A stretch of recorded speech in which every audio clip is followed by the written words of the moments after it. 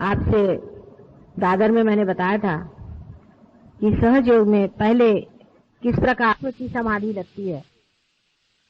तादात्म्य के बाद आदमी को सामिप्य हो सकता है और उसके बाद सालोक्य हो सकता है। लेकिन तादात्म्य को प्राप्त करते ही मनुष्य का इंटरेस्ट ही बदल जाता है। तादात्म्य को पाते ही साथ मनुष्य की अनुभूति के कारण वो सालोक्य और सामिप्य की ओर उतरना नहीं चाहता। माने ये कि जब आपके हाथ में से चैतन्य की लहरियां बहने लग गई और जब आपको दूसरों की कुंडलिनी समझने लग गई और जब आप दूसरों की कुंडलिनी को उठा सकें, तब उसका चित्त इसी ओर जाता है कि दूसरे की कुंडलिनी देखे और अपनी कुंडलिनी को समझे, अपने चक्रों के प्रति जागरूक रहे और दूसरों के भी चक्र को समझता रहे। आकाश में भी अगर आप निरभ्र आकाश की ओर देखें या बादल हो तब भी देखें, आपको दिखाई देगा कि अनेक तरह की कुंडलिनी आपको दिखाई देगी, क्योंकि अब आपका चित्त कुंडलिनी पे गया है। आपको कुंडलिनी के बारे में जो कुछ भी जानना है, जो कुछ भी देखना है, जो कुछ भी सामीप्य है, वो जान पड़ेगा। बैठो बैठो बैठो, बीच में आके, देर से आके बीच में नहीं आते। चलो, कुंडलिनी के बारे में इंटरेस्ट जो है वो बढ़ जाता है, बाकी के इंटरेस्ट अपने आप ही लुप्त हो जाते हैं। ऐसा ही समझ लीजिए कि आप जब अपने बचपन को छोड़ करके जवानी में आ जाते हैं तो आपके जवानी के जो इंटरेस्ट है, आपकी नौकरी, धंधा, बीवी, बच्चे, उसमें आपके इंटरेस्ट आ जाते हैं। उसके बाद जब आप उस इंटरेस्ट से और भी गहनतम इसमें जाते हैं तो आपके बाकी के जो कुछ भी शौक है वो गिरते जाते हैं, अनुभूतियां गिरती जाती हैं और नई अनुभूतियों के ओर आपकी दृष्टि जाती है। या इस प्रकार समझें कि जैसे एक मनुष्य को गाने में रुचि नहीं है और किसी तरह से उसको गाने में रुचि हो गई, शास्त्रीय संगीत में उससे रुचि हो गई, तब फिर उसे कोई सी भी अशास्त्रीय संगीत की महफिल हो, वहां मजा नहीं आने वाला। उसी प्रकार सहज योग में आपकी हालत हो जाना चाहिए और वास्तविक बाकी तो जो कुछ भी आते हैं या जो कुछ भी शौक है वो तो आपके अंदर धीरे धीरे आती हैं, प्रयत्न पूर्वक आती हैं। इसके कारण वो चीज आपके अंदर चिपक बहुत आसानी से जाती है। हालांकि सहज योग से आपके अंदर क्रांति हो गई है, आप एक नए अवेयरनेस में, एक नई चेतना में आए हुए हैं। आपको वाइब्रेशन समझ में आते हैं, आपको दूसरों की कुंडलिनी दिखाई देती है। आप में से बहुत लोग जागरूक भी कर सकते हैं और बहुत से लोग पार भी कर सकते हैं। हजारों लोगों का आप लोगों ने ठीक भी किया। नई शक्ति में आपका पदार्पण हुआ है और जिससे आप लाभित हैं। लेकिन ये सब करने में एक ही बात का दोष रह गया है कि आपने कोई भी प्रयत्न नहीं किया, बगैर प्रयत्न के ही सट से हो गया। इसके ही कारण शायद हो सकता है कि बहुत से लोग जो सहज योग में वाइब्रेशंस पा भी लेते हैं, ऊंचे उठ भी जाते हैं, तो भी उनका चित्त परमात्मा की ओर, आत्मा की ओर, कुंडलिनी की ओर नहीं रहता है और अब भी वो चित्त बार बार गलत जगह पे जाते रहता है। आपने पूछा था कि पाने के बाद क्या करना है। पाने के बाद देना ही होता है। ये बहुत परम आवश्यक चीज है कि पाने के बाद देना होगा, नहीं तो पाने का कोई अर्थ ही नहीं है। और देने के वक्त में एक बात, सिर्फ एक छोटी सी बात याद रखनी है कि जिस शरीर से, जिस मन से, जिस बुद्धि से, माने इस पूरे व्यक्तित्व से आप इतनी जो अनुपम चीज दे रहे हैं वो स्वयं भी बहुत सुंदर होनी चाहिए। आपका शरीर स्वच्छ होना चाहिए, शरीर के अंदर कोई बीमारियां नहीं होनी चाहिए, अगर कोई बीमारी है, बहुत से सहयोगी में ऐसा भी होगा कि उनके अंदर अगर शारीरिक बीमारी है तो सहयोग से पहले तो वो बहुत कहते हैं कि साहब मेरी ये बीमारी है, वो ठीक होना चाहिए, वो बीमारी ठीक होना चाहिए, लेकिन सहयोग के बाद में इतना चित्त नहीं रहेगा बीमारी की ओर। अरे हो जाएगा ठीक, चलो ठीक है, ये बात गलत है। आपको कोई सी भी जरा सी भी तकलीफ हो जाए, आप फौरन वहां हाथ रख के अपनी तबीयत ठीक कर सकते हैं। अपनी फिजिकल साइड बहुत साफ रख सकते हैं, बहुत ज्यादा उसमें कुछ करने की जरूरत नहीं है। स्नान करना और स्वच्छता से रहना और अपनी फिजिकल साइड ठीक करना। लेकिन उसके लिए मैंने एक चीज का कहा है कि जैसे सवेरे कहते हैं कि सबको बाथरूम जाना चाहिए, मुख साफ करना चाहिए, तो सहयोगियों के लिए सोने से पहले पानी में बैठना 5 मिनट अत्यंत आवश्यक। वो चाहे कोई भी हो, आप बड़े पहुंचे हुए हो, आपका हमें नहीं पकड़ता, ये इससे मतलब नहीं है। आपको 5 मिनट पानी में बैठना चाहिए। आप लोगों को ये आदत लगे, इसलिए मैं जबरदस्ती बैठती हूँ कभी कभी, चलो मैं भी पानी में बैठती हूँ तो मेरे सहयोगी बैठेंगे। ये आदत बहुत ही अच्छी है। 5 मिनट पानी में सब सहयोगों को बैठना चाहिए। फोटो के सामने दीप जला करके, कुंकू वगैरह लगा के, फोटो के सामने दोनों हाथ रख के, दोनों पैर पानी में रख के सब सहयोगियों को बैठना चाहिए। आपके आधे से ज्यादा प्रॉब्लम सॉल्व हो जाएंगे अगर आप ये करें। चाहे कुछ हो जाए, आप 5 मिनट की कोई मुश्किल नहीं है। सोने से पहले पानी में सबको बैठना चाहिए। इससे आपका जो है आधे से ज्यादा पकड़ना खत्म हो जाएगा।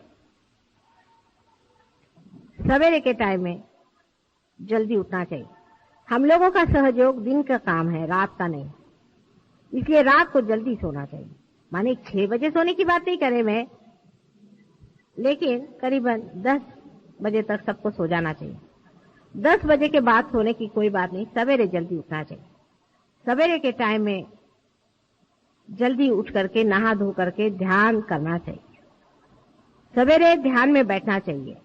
जैसे कि हमारे यहाँ हम लोग सवेरे उठ करके अपना मुंह धोते हैं और सालों से धोते आ रहे हैं, हर साल धोते हैं और जिंदगी भर धोते रहे, उसी प्रकार हर मनुष्य को सवेरे उठ करके सहयोगी को चाहिए कि वो ध्यान करे। ये आदत लगाने की बात है। लेकिन मैंने देखा है कि बहुत से लोग 4 बजे या 5 बजे उठना बहुत उनको मुश्किल होता है। उसके कारण एक है, मनुष्य को बहुत मैंने स्टडी किया, उसकी बारीक चीजें बहुत समझी और बड़ा मजा आता है उसको स्टडी करने में। वो किस तरह से अपने साथ भागता है और वो अपने साथ ही किस तरह से आर्ग्यूमेंट्स देता है, वो देखने लायक चीज है मनुष्य की। बड़ा खुद ही की नाक कटाने के लिए किस तरह से अपने ही का एक्सप्लेनेशन खुद ही देते रहता है। वो इस प्रकार कभी कभी होता है कि जैसे हम तो सवेरे उठ ही नहीं सकते, माँ भाई कितने बजे सोते कल रात को 12 बजे, पर मैंने तय किया था कि मैं 4 बजे उठूंगा, हो ही नहीं सकता। लेकिन आप एक दिन जल्दी सोएं और एक दिन आप उठे हर हालत, तो आप जल्दी सो ही जाए, आप जग नहीं सकते। 2-3 दिन आप कर लीजिए, शरीर ऐसा इसको आदत लग जाएगी। सवेरे जल्दी उठने से सवेरे के टाइम में एक तरह की रिसेप्टिविटी ज्यादा होती मनुष्य की। और इतना ही नहीं, उस वक्त में संसार में भी बहुत अत्यंत सुंदर प्रकार से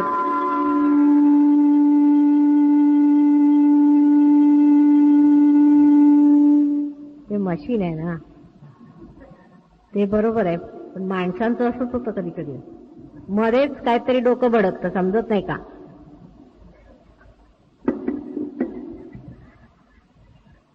तो शरीर की दृष्टि से मैंने आपसे बताया, और दूसरा ये कि सवेरे उठ के ध्यान करना। अब ध्यान कैसे करना, सोचे ध्यान कैसे करना। सवेरे उठ पहले नतमस्तक होके अपने को अपने हृदय में नत कर, पहली चीज है नत करना है। Humble down yourself. किसी ने ये सोच लिया कि मैंने बहुत पा लिया या मैं बहुत कुछ बड़ा भारी संत साधु महात्मा हूं, तो समझ लीजिए वो गया, सहयोग से गया। अत्यंत नम्रता पूर्वक अपने हृदय की ओर ध्यान करके नतमस्तक होके फोटो के सामने दोनों हाथ करके शांति पूर्वक परमिशन ले करके बैठे। बात बात में क्षमा मांगनी पड़ती है, तो उस वक्त भी क्षमा मांग के कि हमसे अगर कोई गलती हो उसे माफी करके ध्यान में आज हमें उतारिए।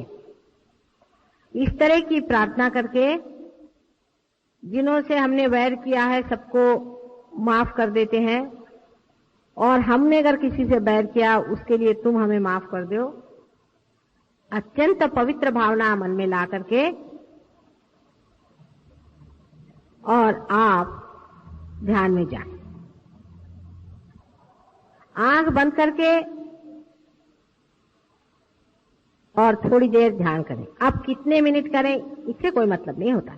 यह सवाल पूछना बहुत गलत बात है। आप 5 मिनट करिए और चाहे 10 मिनट करिए। 5-10 मिनट एकाग्रता से आप ध्यान करें।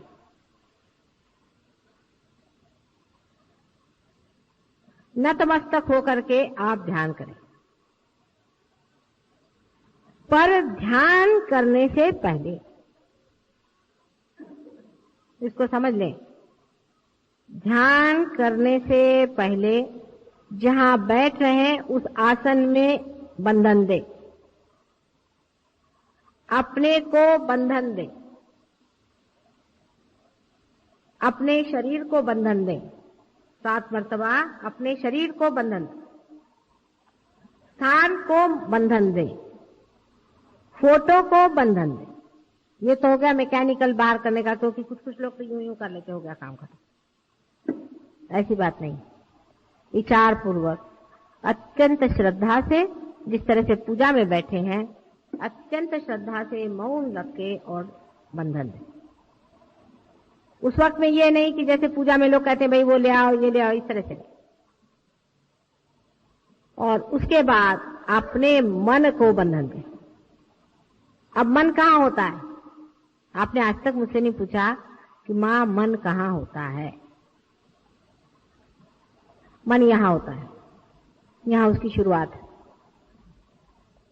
माने विशुद्धि चक्र और आज्ञा चक्र को बहुत जबरदस्त बंधन दे, मन को बंधन देना। और ये विचार करें कि हम प्रभु तेरे ही बंधन में रहें, हमारे ऊपर कोई बुरा असर ना आए, अत्यंत नतमस्तक होकर के। और उस वक्त में ये सोच के कि हम साक्षी हैं और सब चीज से हम अलग हट करके हम निर्मल हैं, उस चीज से हम उससे अछूते हैं। सब चीज से अपने को हटा करके और अब आप बैठ रहे हैं। आप ऐसा प्रयत्न रोज करें, आपको इसी की एक प्रकार से आदत लग जाएगी। अत्यंत श्रद्धा पूर्वक ध्यान करें सवेरे का समय, चाहे 10 मिनट और चाहे आधे घंटे, उसका कुछ फर्क नहीं पड़ता। ध्यान करते वक्त में कुछ हाथ ऊपर नीचे मत करिए।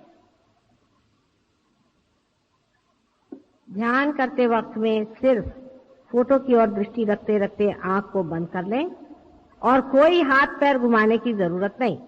उस वक्त कोई सा भी चक्र जो खराब हो, उस चक्र की ओर सिर्फ दृष्टि करने ही से वो चक्र ठीक हो जाएगा। क्योंकि उस वक्त मैंने कहा है कि गति ज्यादा रहती है सवेरे के टाइम।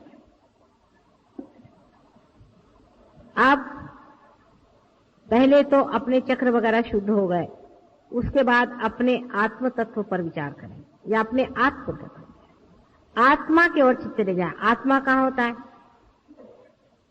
किसी ने मुझसे ये भी नहीं पूछा आज तक कि मां आत्मा कहाँ होता है। आत्मा हमारे हृदय में होता है, लेकिन उसकी सीट जो है यहाँ सहस्त्रार के ऊपर में होती है। तो इसलिए मैंने कहा था कि हृदय में नतमस्तक हो और चित्त जो है सहस्त्रार की ओर ले जाके आत्मा के ओर समर्पित हो। विचार से ही आत्मा के ओर समर्पित हो। आत्म तत्व का इसेंस क्या है? आत्म तत्व जो है वो पवित्रता है। पूरी निर्मल पवित्रता कहिए, उसके ओर नजर करें। वो पूर्णतया अलिप्त है, किसी चीज में लिप्त नहीं। जो भी चीज आपसे लिपटी हुई है उसी के कारण आप आत्मा से दूर हैं। आत्म तत्व का विचार करें। और ये आत्म तत्व प्रेम है। अनेक बार इसका विचार करें, बहुत बड़ा विचार है। आत्म तत्व प्रेम है। बहुत अनेक धर्म संसार में संस्थापित हुए, लेकिन उसमें प्रेम की व्याख्या कोई कर नहीं पाया। इसके कारण उसके अनेक विपर्यास हो गए। प्रेम की व्याख्या नहीं हो पाती। लेकिन प्रेम वही शक्ति है जो आपके हाथ से बह रही है। वही चेतना है जिसे लोग चेतना के नाम से जानते हैं, लेकिन ये नहीं जानते कि ये प्रेम है। चेतना को वो ऐसी शक्ति समझ लेते हैं जैसे बिजली और पंखा है। नहीं, आत्म तत्व प्रेम है। एक शब्द आप प्रेम कहते ही साथ आपके अनेक बंधन टूट जाए। जितना झूठ है, असत्य है, वो प्रेम के विरोध में है। अगर आप किसी को डांटते भी हैं और उसको सत्य बता रहे हैं तो आप प्रेम कर रहे हैं।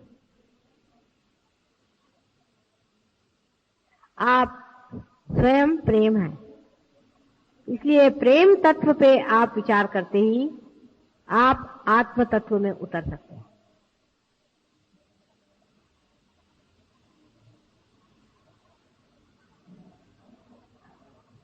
ध्यान में कोई सा भी एक विशेष विचार नहीं लेने का, लेकिन अब आप कह सकते हो हैं कि मैं वही प्रेम तत्व हूं, मैं वही आत्म तत्व हूं, मैं वही प्रभु की शक्ति हूं।